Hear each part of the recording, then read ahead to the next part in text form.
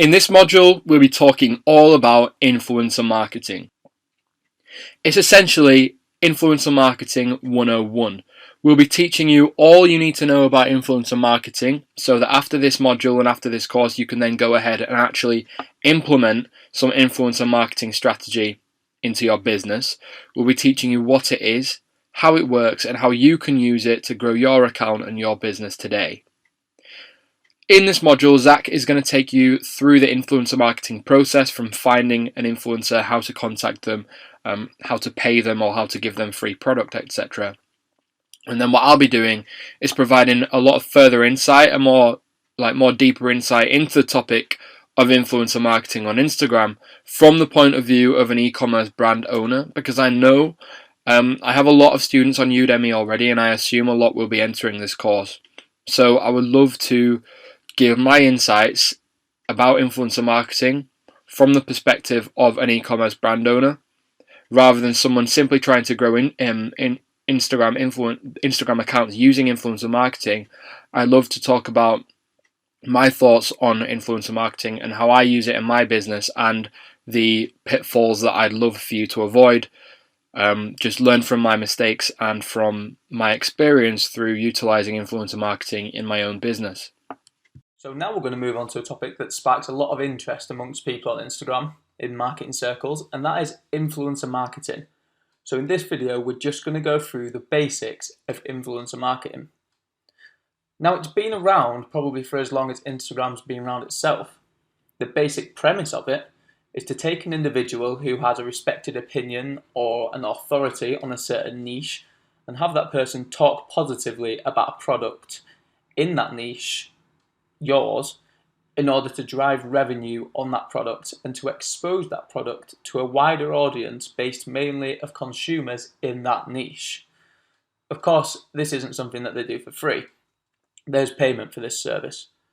Traditionally, this has been done by celebrities and people with large online followings. And realistically, this method of marketing totally predates Instagram. Celebrity endorsements are not a new thing at all. They've been around for decades. As long as things have been sold, people have used celebrities to sell them. But we're also now seeing a shift towards a trend known as macro influencer networking. So this is a solution to a problem. The problem being nowadays is that your stereotypical Instagram user is a lot more savvy to marketing techniques than they were 5 or 6 years ago, and are now aware that most product placements and influencer ads are being done by a person who is doing this for financial gain. So they know that when they see somebody talk about a product so glowingly, that they're doing it because they're being paid to do it. In theory, this means that the effect of this marketing is diminished a bit. So macro influencer networks are the solution to this. And this is the kind of thing that we're going to be looking at. Now, another reason that we're going to be looking at this is because we don't necessarily have the financial backing to be able to use celebrity level endorsements. They don't come cheap, especially the good ones. So what are macro influencer networks? Well, they're much smaller accounts. We're talking tens of thousands of followers rather than hundreds of thousands or even millions per account. So we're talking about popular bloggers, essentially. People who have a reasonable audience on Instagram, but who are not going to cost the kind of money that big celebrity household names are going to cost. But they're still somebody who's got an authority or a valued opinion in the niche that you want to sell in. So they'll all use the same push at the same sort of time to try and reach the same kind of market coverage, but without losing that influencer effect. So what we mean by this is you could have 10 accounts with 10,000 followers, each posting their endorsement of a similar product at a similar time. You're still going to get a similar amount of market coverage as if you were to post from somebody who had, say, 100,000 followers. But this may be cheaper for you, and it also means that you may have more trust behind the marketing, because you don't lose that influencer effect from using a big personality. The smaller accounts seem to have more trust behind them because their followers are less inclined to believe that they're doing something for personal financial gain. They feel like they're kind of independent in a way, which is a very different feel that you get from the bigger accounts, which feel pretty commercial. So let's take one of the biggest accounts on Instagram. In fact, it may even be the biggest right now, Cristiano Ronaldo. When he posts about a Nike product, you know that he's been paid to post about that product. So it kind of loses a bit of that impact. Whereas if you see a blogger with 10,000 followers posting about a product like that, it's much less likely that the company has paid them to do it. And therefore, it's much less likely that people are so cynical about the ad. They're more likely to buy into it because of the smaller following that the account has. So that is the basics of influencer marketing.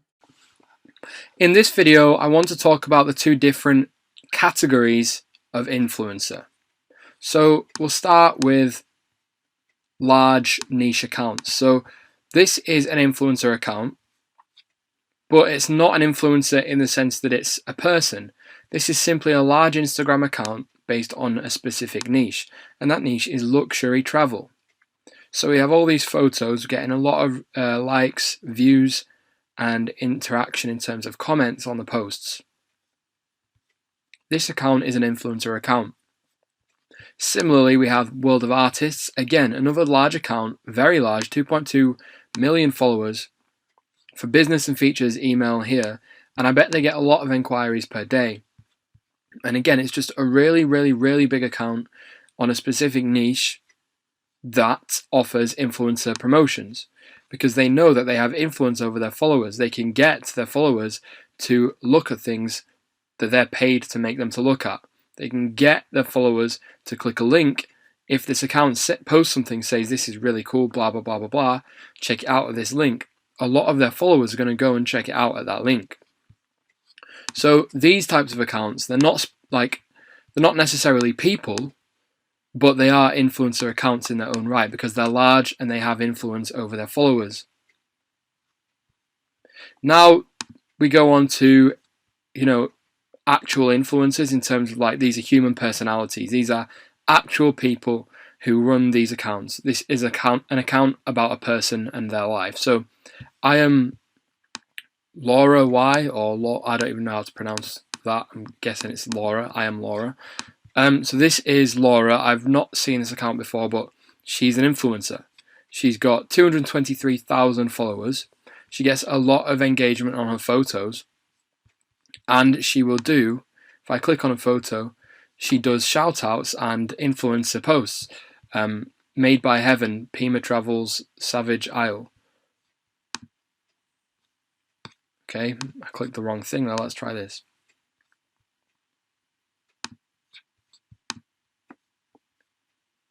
If we click this right here, I'm guessing that she was sent this outfit on the agreement that she would post something like this on her account and tag the brand. So we go to Post Europa, or however you pronounce it, and look, this is a clothing brand, and clearly they've used a lot of well-known influencers to sell their gear. So if we click this one, okay, they've not tagged the person who sent that in. Let's go with this one. Okay, here we go. Savage Girl hoodie available on Post Europa. And again, it's the girl here, 101 followers. This is an influencer account. She's an influencer. She's a human being behind this account. These are the influencer accounts that you're most likely to, be more familiar with. And clearly she's been sent this, or she's bought it, she's liked it, she's posted it on her profile, and the brand she's wearing has picked it up and posted it on their profile as well. So those are two different types of influencer accounts. You have human influencers, actual personalities, actual people behind their own personal accounts, and then you have these like niche accounts like Travel and World of Artists, and you can have like animal accounts, pet accounts, dog accounts, sport accounts, all sorts of accounts in all sorts of niches like entrepreneur quotes and stuff.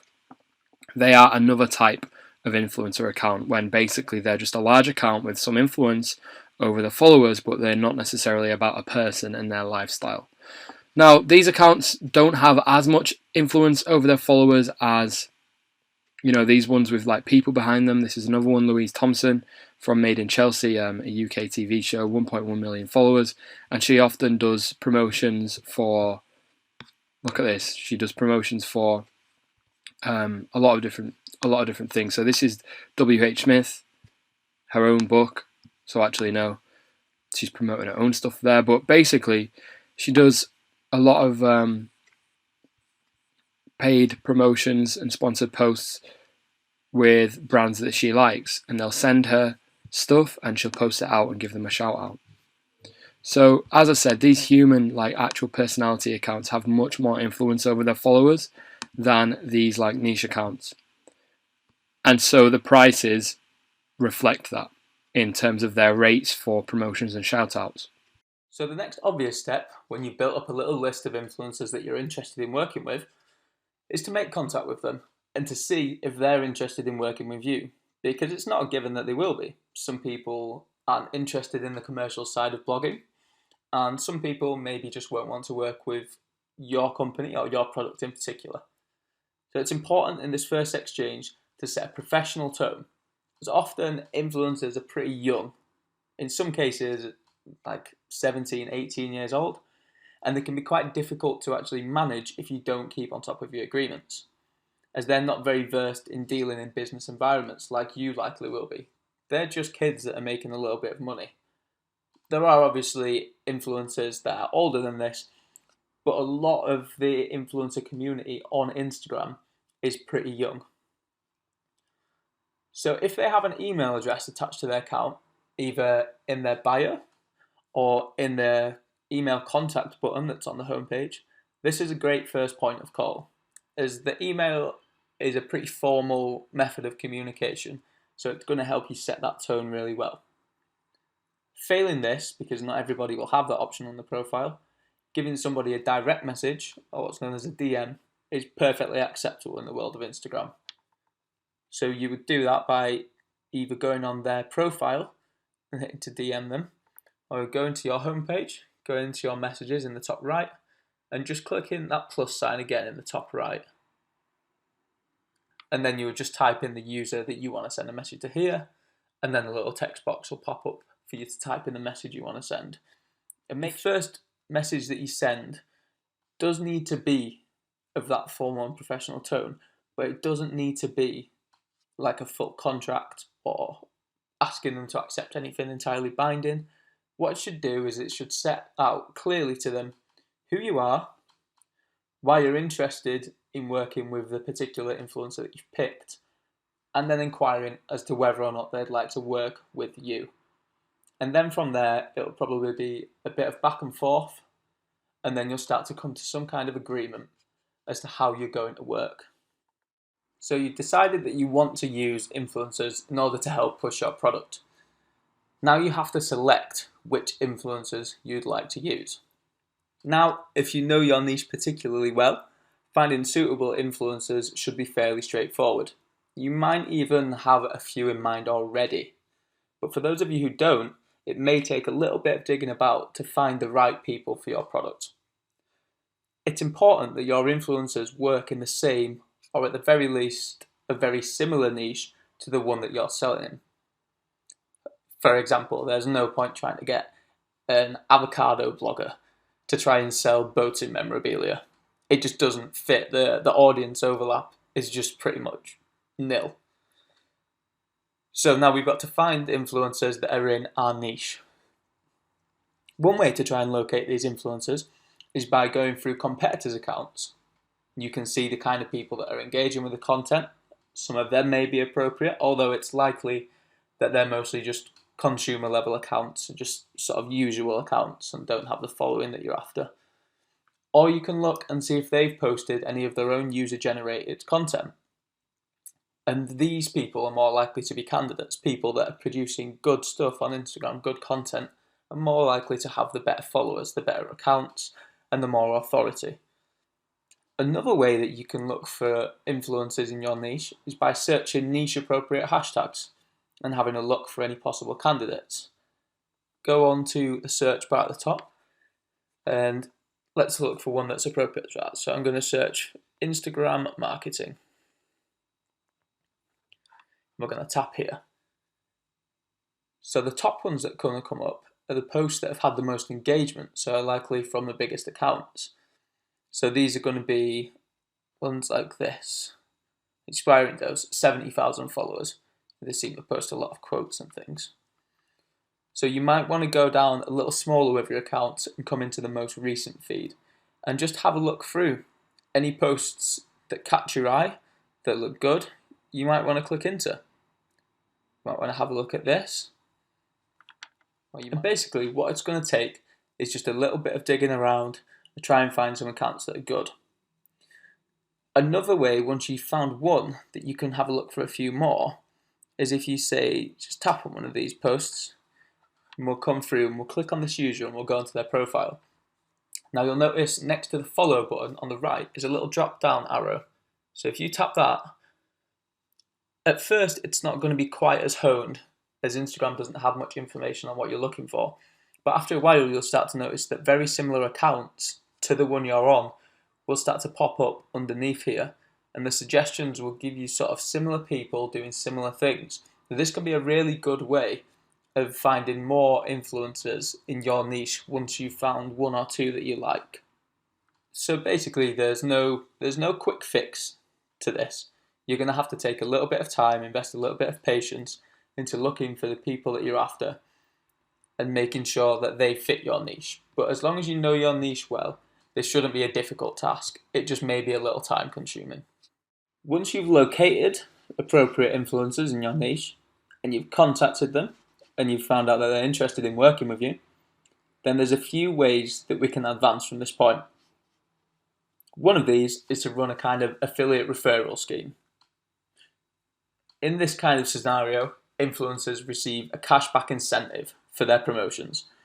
It's usually something between a 5 to 15% kickback of the sale price of any sales that they promote through their unique UTM links. This can be a costly way to work, but it does also give you a little bit of safety, because the only time you're ever going to be paying the influencer is when they've made a sale for you. So you're not going to be paying anything out until you've made something. Another way that you can work is by gifting product to them every now and again, and in return for this, they'll post out like a set number of posts or a set number of stories or whatever it is you want to agree for in exchange of that product. And this can go a few ways. This can be costly. So you could send them something worth about £40, for example, and it could generate you no sales. But they still fulfill their contractual agreement. They still post when they say they're going to post. And they've done nothing wrong. It's just that this hasn't worked and it's cost you £40. Or, on the other side, you could send them that £40 gift again, and they could return with 20 sales. So it's a little bit more of a gamble, but in some cases it can pay off really well. You could also work in a third way by giving them an extra hand themselves in creating a unique discount code for the influencer to pass out amongst their followers to encourage spending in your store. This can be done alongside either the affiliate referral scheme sort of pattern, or it can be done through the gifting pattern. But sometimes it helps to give them something that makes their followers feel a little bit special and just pushes them that little bit more into making that sale, into that customer transacting. There are a number of methods to consider, and this does depend a lot on the value and type of your goods. So if you were selling luxury car parts, you're not going to be gifting those out. So you're going to be working cashback. But if you're selling like cheap cushions or something else sort of trivial, then it's more likely that you're going to want to gift stuff out to them. So have a think, look at what you've got in front of you, try and decide which method fits your business the best. Failing this, you can always test both and move forward based on what you find out from that testing. This can be a really good way to work, because sometimes these things can throw up surprising results that you didn't necessarily see coming. Once you've secured a number of influencers and got them on board, you've got to make sure that you're going to keep on top of them. This can be quite difficult to do alongside everything else that you're operating in your business, but you need to make sure that you're keeping track of who's receiving what per month and who's generating what sales per month. So it's important that you've got like a full schedule in place for all the influencers, and that you've got all your tracking in place, the UTM tracking, from the get-go. The tracking is done following the same method in the earlier lessons about conversion tracking. So it can be quite useful to work month to month, because week to week won't necessarily give you a good view of how much return you get from each post. You need to give the posts that time to make sure that everything's having its full impact before you're discerning the value of that post. So you need to keep track of which influencers are performing well for you and which aren't. And from there, you see if you can incentivize those that aren't working as well and keep those that are looked after and performing. You may even have other things to deal with month to month, and some influencers may be unhappy themselves about the way things are going. They may want to change the way that they work with you, and you're going to have to look and see how you can better work with these people on a monthly basis. So make sure you're consistently touching base with them, making sure everything's going right at their end and that they're happy with everything that's going on. And also making sure that you're keeping on top of them and that they're doing everything that they agreed to do for you in return for what you're doing for them. You will probably want to track this by keeping some kind of spreadsheet for it in Excel. Mark down each influencer, go through all the tracking, and work out for each person what return you're getting from each investment to each individual influencer, so that you know accurately how effective this method of marketing has been for you at the bottom line. All the time. Why use influencer marketing in my e-commerce business when Google shopping ads are working so well for me? Why use influencer marketing in my e-commerce business when Facebook ads are working so well for me? Why use influencer marketing in my e-commerce business when I'm ranked #1 in Google for all of my keywords? Well, the answer's pretty straightforward, and I want to explain that in this video. So influencer marketing, it isn't new, it's not brand new, it's not, something that nobody's ever heard of. We've all heard of it by now, I would hope. But it's far from old. It is one of the newest social media marketing trends. But as I said, it's not brand new, but it's definitely far from old.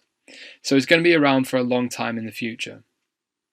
In my opinion, it's one of the easiest ways to generate huge social proof, top quality content, and word of mouth, as well as celebrity endorsement. And I say celebrity in quotation marks because they're not, celebrities as you and I know them. It's more micro celebrities, people with influence that are well known within a certain niche and within certain circles. Now, influencer marketing is great for testing proof of concept. You can look at a post that you've paid an influencer or sent a product to an influencer and they've posted about you. Did that post get engagement? Are people talking about the product in their comments? Or are they just not interested in the product? Did you get followers? Did you maybe even generate sales?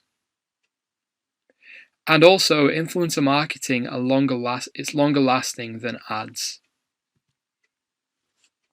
And by that, I mean that with an ad, you pay for delivery, you pay per impression, you pay per click, and once you've stopped paying, it stops delivering, and that's it. You got nothing to show for it. There's nothing residual about it. With influencer marketing, you either pay for a feature, or even better, you send a product and you don't pay for a feature, you just send a product. So the total cost in this case would be the product plus shipping, and then if the influencer did charge a fee, there would be a fee on top, of course. And from this, you get social proof. You get a tangible social post by a human being with influence that you can then leverage on other platforms. You can take a screenshot of the post and all the engagement if you want. You can save the photo that they posted and use it on your website, in ads in future, or even in a lookbook or something similar. You're getting something that has residue. It's residual. Like, it's gonna remain there as long as they don't delete it. It will remain there. Unless you're using an influencer that says, I'm going to delete this post after X amount of time. If you're not with one of them, if you're with like an actual influencer, chances are that post is going to remain on Instagram for a very long time. It's residual. You pay once and it remains forever. Whereas with ads, you pay and pay and pay, and when you stop paying, the ads stop delivering. Not only this, but you also get followers very often. So you're not only making sales, but you're building your social account, which is a very valuable asset for future marketing.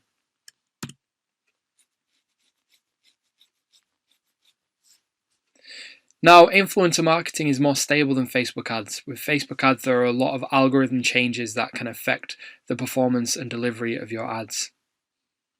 Influencer marketing also allows you to build out a large following that you can then use to generate sales in future, just by posting onto your Instagram feed once or twice a day. So you have an asset that you can use continually. And eventually your business is no longer fully reliant on ads. It doesn't require you to spend money to make money, so to speak. You can just post content on your Instagram feed and your followers will like it, engage with it, click your link and purchase it. And in my opinion, Instagram is just simply a better platform than Facebook for brands right now. There's more engagement on Instagram, people are active more often and for longer as far as I'm aware. And it's fully visual consumption. It's all about photos and videos. There's no groups, no pages, no news, no games, no apps. No distractions from the key use. It's all about consumption and aspirational identities. It's all about consuming content from people who are posting about their life. And generally people will post the good things about their life. And people will see it and want to have a similar life. And therefore will want to purchase goods and services that will facilitate them to have that kind of life that they see and consume on Instagram. And this is essentially why Instagram marketing works so well, because people consume content put out by these aspirational identities and they take action. They purchase products that will allow them to live a life similar to the people they follow on Instagram. Furthermore, users actually expect to consume content 2 to 5 times per day per brand they follow on Instagram. They know when they come to Instagram, they expect brands to be posting multiple times a day. They don't mind. They don't see it as spam. They see it as cool content. As long as you're posting high quality images of stuff that people actually want to engage with, then you're onto a winner on Instagram. Because more exposure means more sales. And that is why I believe you should use influencer marketing in your e-commerce business. I want to show you a couple of examples of influencer marketing in action. And to do that, I'm going to use Iconic as an example. Now, Iconic are a canvas art company, an amazing brand, a really, really cool brand that I absolutely love. And they consistently use influencer marketing to a very high level to generate followers for their Instagram account and to also generate sales on their website. So this is their Instagram account, and if you scroll through it, you can see all sorts of different photos, and a lot of the time they feature people modeling the products, like this one. And if you click the image, it often says model and will tag them. And I've found a few here. So on the Iconic site, this is a photo, model Maisie Burke. I went to her, clicked this, went to her profile, found the exact same photo that she'd posted. So Iconic have sent this canvas to Maisie and said, we would love to have you feature it on your account, or if you like it, then let us know, give us a shout out or whatever. They've done it very discreetly, of course. And then she's posted it, photo, tagged them, best ever, thank you for my new piece, got 1,000 likes, a lot of engagement. They've done it again with this one. Click the model, found the photo that the model posted on her own Instagram account, nearly 3,000 likes and loads of engagement. And actually this photo is actually used in Iconic's Facebook ads. You actually see this photo that this model here, just, I'm not sure how to pronounce the name, but this Instagram user right here has actually posted this photo on her Instagram profile and tagged Iconic after receiving this product from them. Iconic have loved the photo, posted it on their own account, and probably used it on their website. If I can find, if I can find the product on their website, probably using it on the product page. They're probably using those photos on their website, and they're also, I know this is for a fact, they're also using photos like this one, taking photos provided by influencers, using them in their Facebook ads to generate sales. That's what they're doing. That is influencer marketing in action, and that is how you can implement it in your business too. So bio links, are they a good or bad idea? Well, in my opinion, they're a bad idea. Most influencers will charge an extra price for a bio link. So what bio links are, if you don't know, basically there is an area on your Instagram account where you can add a URL, a link to a website, and you can, when you've like ordered a shout out from an influencer, they say, do you want a bio link? You know, it's going to be an extra $20 or something. So what that means is if you pay an extra $20, they will include a link to your website or your product page, whatever link you want them to use, they will use in their own account's website URL area for the duration of your shout out, or for a 24-hour period or something like that. In my opinion, this is a bad idea. Now, a lot of people think this is a good idea, and I used to think this when I first started with influencer marketing, because I thought, okay, you know, this is cool. Someone's going to see a post from an influencer, they're going to read, you know, link in bio, they're going to go to the influencer account, then they're going to click the link, and that's going to be cool. Well, that's a terrible idea, because you're basically missing out on a potential extra follower, someone that you can market to multiple times a day on Instagram. And so what you should do instead is, instead of having link in bio, you should have the caption say link in your username bio. So link in the massive action bio. And then what people will do is they'll click the username. It's a clickable username in a caption. When you click a username, it'll take you to the person's profile that is tagged. So it'll take you to your profile from the influencer shout out. It'll take you to your profile, and then they can follow you, and then they can click the link to your website. So just to summarize, bio links, yes or no? I would always say no, I don't want a bio link. And in the caption, you need to make sure that you're tagging yourself in the caption that you want your Instagram influencer to use in the shout out post, so that when someone sees this shout out, they see that you've been tagged, they click your username, they follow you, and then they click the link from your profile rather than just going straight from the influencer's profile. So not only are you making sales from this influencer shout out, but you're also gaining followers. And when you gain followers, these are people that are interested in what you put out, want to engage with you, potentially want to buy stuff from you, and you can market to these people multiple times a day just by posting on Instagram.